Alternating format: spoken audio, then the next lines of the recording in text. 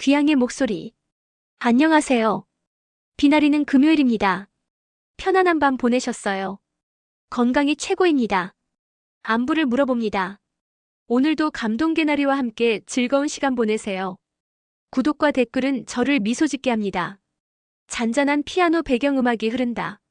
제이슨이 연구실에서 논문을 읽고 있다. 창밖으로 노을이 지고 있다. 저는 제이슨 김 미국에서 태어나고 자란 한국계 미국인 유전학자입니다. 어릴 때부터 제 뿌리에 대해 알고 싶지 않았어요. 한국이라는 나라와 문화는 제게 먼 이야기였습니다. 어머니와 할머니 사이의 갈등으로 한국어를 배우지 못했고 한국 음식도 거의 먹지 않았죠. 아버지는 제가 5살 때 돌아가셨고 그 이후로는 더더욱 한국과의 연결고리가 끊어졌습니다. 대학에서 유전학을 전공하면서 민족 간 유전적 연결고리에 관심을 갖게 되었어요. 인류가 어떻게 이동했고 어떻게 서로 다른 집단으로 나뉘게 되었는지 연구했습니다. 하지만 한국인에 대한 제 자신의 뿌리에 대한 연구는 의도적으로 피했습니다. 마치 제 정체성의 한 부분을 부정하는 것 같았지만 그것이 더 편했어요. 화면 전환 컴퓨터 화면에 떠있는 연구 프로젝트 제목이 클로즈업 된다. 마이너스 동남아시아 소수민족과 한국인의 유전적 유사성 분석 프로젝트. 그날 밤 평소처럼 새로운 연구 주제를 찾고 있을 때였습니다. 스크롤을 내리다 우연히 발견한 연구 프로젝트 제목이 제 시선을 사로잡았죠. 동남아시아 소수민족과 한국인의 유전적 유사성 분석 프로젝트. 그 순간 가슴 한편이 묘하게 떨렸습니다. 평생 피해왔던 주제인데 이상하게도 눈을 뗄 수 없었어요. 프로젝트 지원서를 채우면서 손이 떨렸습니다. 마치 금기를 깨는 기분이었죠. 라오스 북부의 라우족 마을로 향하는 필드 리서치. 왜 하필 라우족인지, 왜 하필 이 연구인지 설명할 수 없었지만 이건 단순한 학문적 호기심을 넘어서는 무언가가 있었습니다. 화면 전환 제이슨이 비행기 창가에 앉아 밖을 응시하고 있다. 그의 표정엔 알 수 없는 설렘과 두려움이 교차한다. 비행기에 몸을 실으면서도 여전히 확신이 없었어요. 이 여정이 저를 어디로 이끌지, 무엇을 발견하게 될지 전혀 알 수 없었습니다. 단지 직감이 이끄는 대로 따라가고 있었죠. 창밖으로 보이는 구름 사이로 마치 할머니의 얼굴이 떠오르는 듯 했습니다. 한 번도 가보지 않은 낯선 땅으로 향하는 비행기 안에서 어쩐지 집으로 돌아가는 기분이 들었어요. 화면 전환 라우족 마을의 고산지대 풍경이 천천히 드러난다. 아이들이 모여 뛰어놀고 있다. 라오스 북부의 산악지대에 위치한 라우족 마을에 도착한 첫날, 저는 온갖 장비를 챙겨 마을을 탐색하기 시작했습니다. 맑은 공기, 높은 산, 그리고 천천히 흐르는 시간. 연구자로서 객관적 관찰이 필요했지만 이상하게도 이곳은 낯설면서도 편안했어요. 마을 입구에서 아이들이 뛰어노는 모습이 보였습니다. 그냥 지나치려던 찰나 제 발걸음을 멈추게 하는 소리가 들렸어요. 아이들이 뛰어놀며 서로를 부르는 소리. 리나야. 응. 제이슨의 얼굴이 클로즈업 된다. 그의 눈이 흔들린다. 그 순간 온몸에 전율이 흘렀습니다. 제 귀를 의심했어요. 그 아이들의 말투, 특히 문장 끝의 억양이 너무나 익숙했습니다. 어릴 적 미국에서 한국 음식점에 갔을 때 들었던 그 말투, 할머니가 전화 통화할 때 들었던 그 말 끝 억양이 똑같았어요. 즉시 녹음기를 꺼내 아이들의 목소리를 담기 시작했습니다. 과학자로서의 호기심이 발동했지만 그보다는 뭔가 가슴 깊은 곳에서 울리는 감정이 더 컸어요. 마치 오래전에 잃어버린 퍼즐 조각을 발견한 것 같은 기분이었습니다. 녹음된 음성이 반복된다. 녹음을 다시 들어보니 더욱 확실해졌어요. 말끝을 올렸다가 내리는 억양, 감정을 담아내는 부드러운 어조. 이건 단순한 우연이 아니었습니다. 미국에서 태어나고 자란 제가 한국어를 거의 들어본 적 없는 제가 왜 이토록 강하게 반응하는지 이해할 수 없었죠. 그날 밤 숙소에 돌아와 녹음된 목소리를 계속 들었습니다. 귀에 익숙한 그 말투는 제 기억 속에 잠들어 있던 어떤 감각을 깨우는 것 같았어요. 머리로는 이해할 수 없었지만 몸이 먼저 기억하고 있었습니다. 마치 오래전에 들었던 자장가를 다시 듣는 것처럼 편안하면서도 설명할 수 없는 그리움이 밀려왔습니다. 잔잔한 배경음악이 흐른다. 마을 광장에서 제사의식이 열리고 있다. 사람들이 분주히 제사상을 준비하는 장면이 클로즈업 된다. 마을에 도착한 지 3일째 되는 날, 마을 사람들이 분주하게 움직이기 시작했습니다. 무슨 일인지 물어보니 조상에게 제를 올리는 중요한 의식이 있다고 했어요.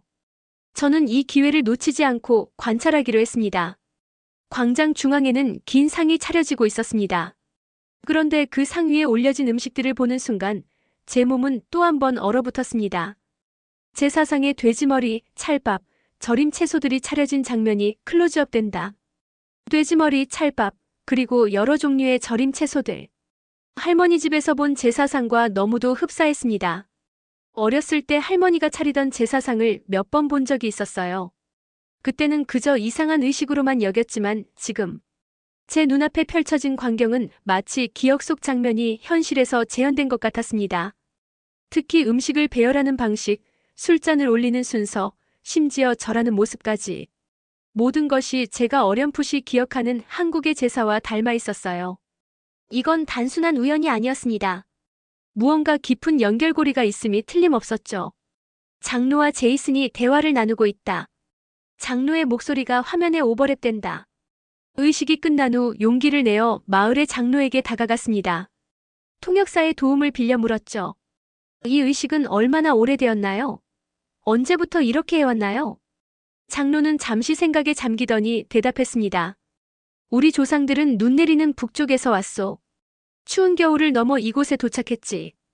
그 말을 듣는 순간 온몸에 소름이 돋았습니다. 눈 내리는 북쪽. 혹시 한반도에서 온 사람들이 있었던 걸까요? 고구려 멸망 후 이주한 유민들이 있었다는 기록이 있다고 들었어요. 그들 중 일부가 이곳까지 왔을 가능성이 있었습니다. 그날 밤 숙소에 돌아와 제 머릿속은 온통 의문으로 가득 찼습니다. 단지 유사한 풍습일 뿐인가, 아니면 실제로 역사적 연결고리가 있는 것인가? 확실한 건 이제 이 연구가 더 이상 단순한 학문적 호기심이 아니라는 점이었습니다. 이것은 제 정체성, 제 뿌리를 찾아가는 여정이 되어가고 있었어요. 화면 전환 연구실에서 제이슨이 유전자 샘플을 분석하고 있다. 그의 표정은 긴장되어 있다. 라우족 마을에서 일주일을 보내며 유전자 샘플 수집을 마치고 저는 영국 런던의 연구실로 돌아왔습니다. 귓가에는 여전히 그들의 말투가 맴돌았고 눈앞에는 제사의식의 장면이 아른거렸어요.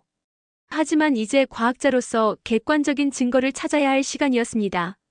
유전자 분석은 간단한 작업이 아니었습니다. 수집한 40개의 샘플을 하나하나 처리하고 데이터베이스와 대조하는 작업은 수주가 걸렸어요. 밤낮 없이 작업했습니다. 이제 제게 이 연구는 단순한 프로젝트가 아닌 제 존재의 일부를 찾아가는 여정이 되었으니까요. 모니터 화면에 유전자 분석 결과가 나타난다. 동북아시아 계통의 유전자가 소량 발견되었다는 내용이 강조된다. 마침내 결과가 나왔습니다. 모니터 화면을 보는 순간 제 심장은 빠르게 뛰기 시작했어요. 라우족 일부 사람들의 유전자에서 분명히 동북아시아 계통의 흔적이 발견되었습니다.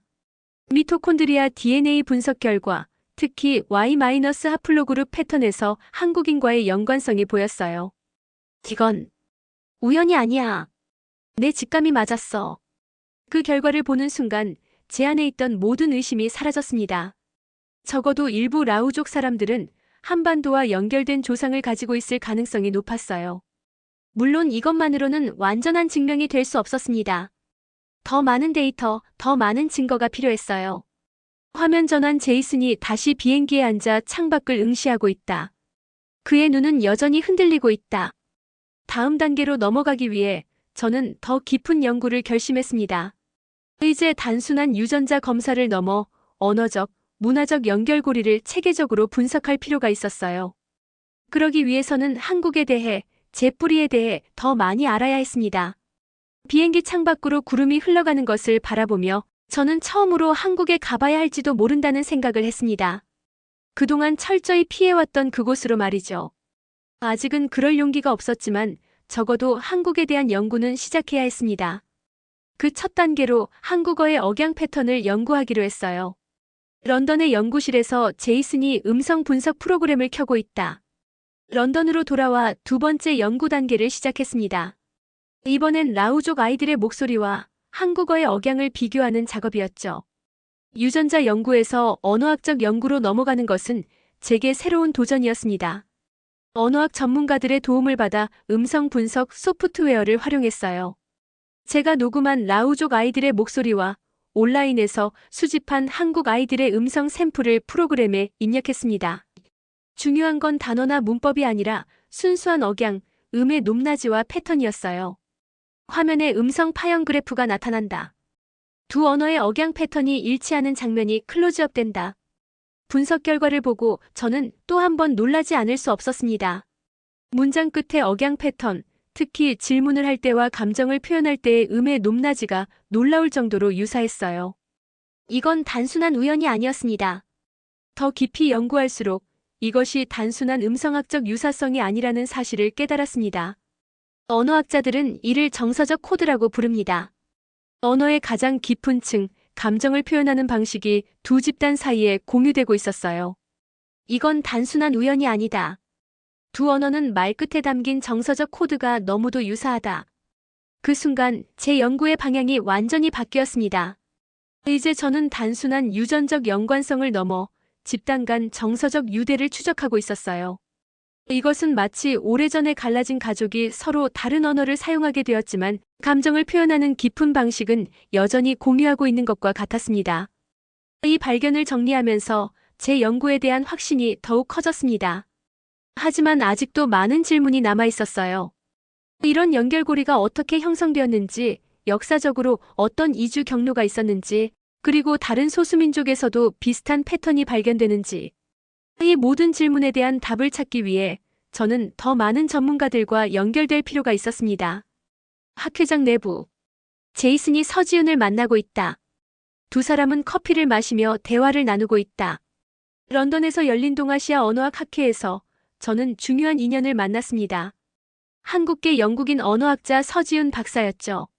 서 박사는 한국어와 동남아시아 언어 간의 의문론적 유사성을 연구하는 전문가였습니다. 그녀에게 제 연구 내용을 설명하자 서 박사의 눈이 반짝였어요. 그녀도 비슷한 의문을 품고 있었다고 했습니다. 김 박사님, 제 할머니께서도 라오스 북부에 가셨을 때 비슷한 경험을 하셨다고 들었어요. 현지인들의 말투가 너무 익숙해서 놀라셨다고 하셨죠. 서 박사의 이야기를 들으며 제 가슴은 더욱 뛰기 시작했습니다. 이건 저만의 경험이 아니었어요. 다른 한국인들도 비슷한 감각을 느꼈다는 사실은 제 연구에 더 큰 신뢰성을 부여했습니다. 어릴 적 할머니가 하시던 말투, 라우족의 말투와 똑같았어요. 특히 감정을 표현할 때의 그 억양이요. 서 박사는 계속해서 그녀의 연구를 공유해 주었습니다. 한국어와 라후어 사이에는 단순한 억양뿐만 아니라 몇몇 기본 단어에서도 유사성이 발견된다고 했어요. 특히 감정과 관련된 단어들, 그리고 가족관계를 나타내는 단어들에서 말이죠. 저희는 그날 밤늦게까지 토론했습니다. 역사적 기록, 언어학적 증거, 그리고 제가 발견한 유전적 연관성까지. 모든 것을 종합해보니 한국인과 라우족 사이에 어떤 역사적 연결고리가 있었음이 거의 확실해 보였어요. 서 박사와의 만남은 제게 큰 위안이 되었습니다. 이제 저는 혼자가 아니었습니다. 같은 의문을 품고 같은 열정으로 연구하는 동료가 생긴 것이죠. 그리고 무엇보다 처음으로 제 한국인 정체성에 자부심을 느끼기 시작했습니다. 연구실에서 제이슨이 분석 데이터를 바라보고 있다. 그의 표정엔 확신이 가득하다. 서 박사와의 만남 이후 저는 더욱 열정적으로 연구에 매진했습니다. 이제는 단순한 학문적 호기심을 넘어 제 자신의 정체성을 찾아가는 여정이었어요. 라우족과 한국인 사이의 연결고리를 찾는 것은 어쩌면 제 자신과의 연결고리를 찾는 과정이기도 했습니다. 추가 연구 결과 라우족과 한국인 사이의 유전적 연관성은 미약하지만 분명히 존재했습니다. 하지만 더 강력한 증거는 언어적, 문화적 유사성이었어요. 특히 감정을 표현하는 방식에서의 유사성은 놀라울 정도였습니다. 이제는 확실해졌다. 이건 단순한 억양의 유사성이 아니다. 제가 발견한 것은 정서적 코드라고 부를 수 있는 것이었습니다.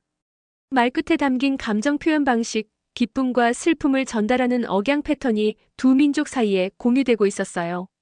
이것은 마치 오래전에 헤어진 형제자매가 다른 환경에서 자라 서로 다른 언어를 사용하게 되었지만 감정을 표현하는 근본적인 방식은 여전히 공유하고 있는 것과 같았습니다. 역사적으로도 이러한 연결고리가 가능했습니다. 고구려 멸망 이후 많은 사람들이 남쪽으로 이주했다는 기록이 있어요. 그들 중 일부는 중국 남부를 지나 동남아시아까지 이동했을 가능성이 높았습니다. 그리고 그들은 언어와 문화를 잃어갔지만 감정을 표현하는 깊은 방식, 그 정서적 코드는 여전히 간직하고 있었던 것이죠. 이 발견은 제게 큰 의미가 있었습니다.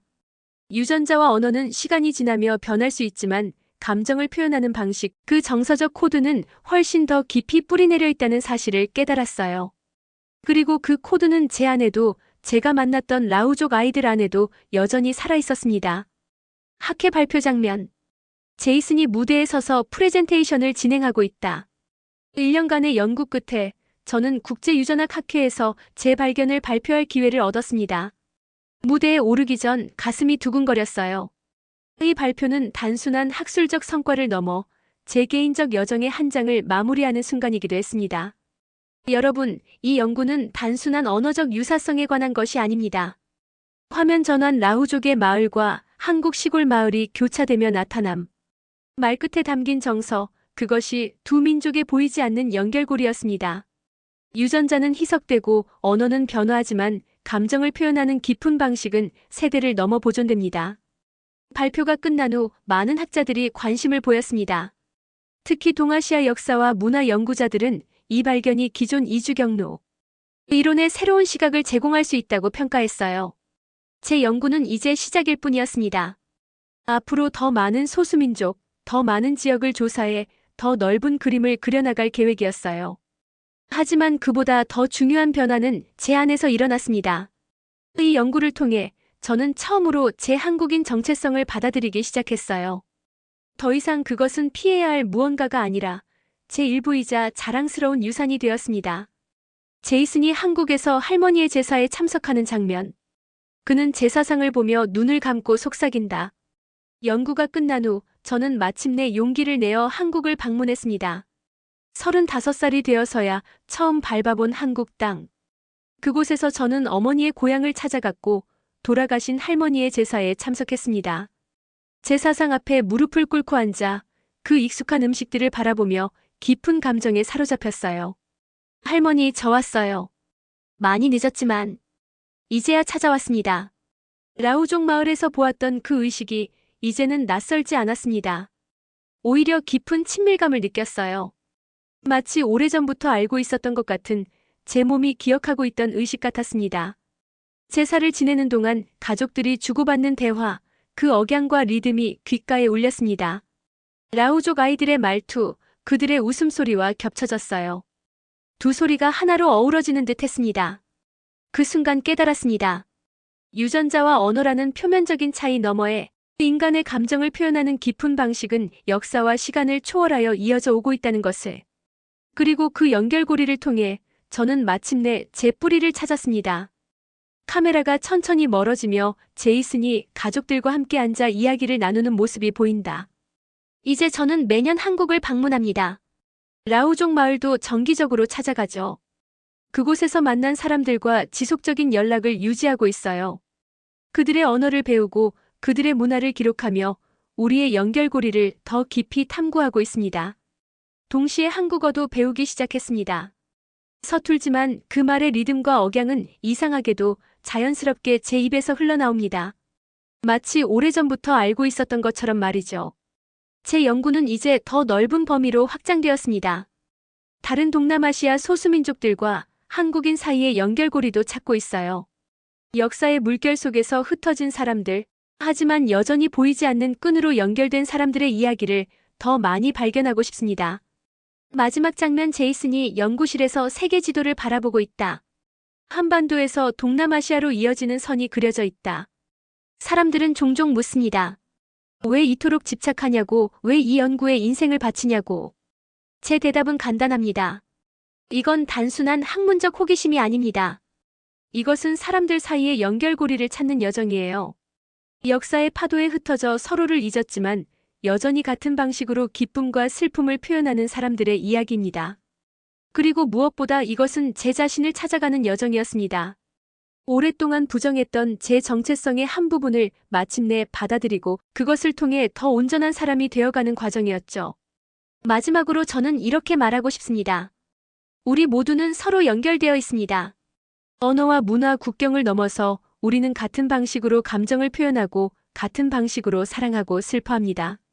그 연결고리를 찾는 것, 그것이 제 연구의 진정한 의미입니다. 그리고 그 연결고리를 통해 저는 마침내 집으로 돌아왔습니다. 화면이 천천히 어두워지며 마무리된다.